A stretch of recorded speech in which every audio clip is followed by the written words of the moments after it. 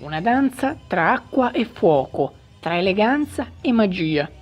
Nel giorno di Santo Stefano giunge a Montegrotto lo show delle fontane danzanti, accompagnate da acrobazie sospese e trampolieri.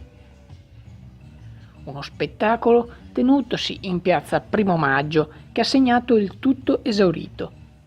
Bambini incantati dinanzi alle performance e ai giochi d'acqua.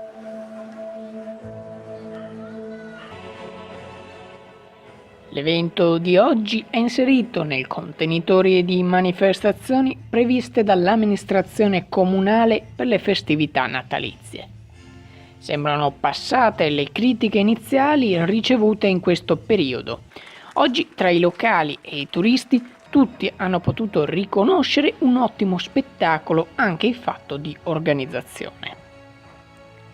Vivi un Natale di emozioni continuerà fino a domenica 7 gennaio. Per tutte le informazioni sugli eventi visitate il sito www.montegrotto.org. Fishermer Channel News, Montegrotto Terme.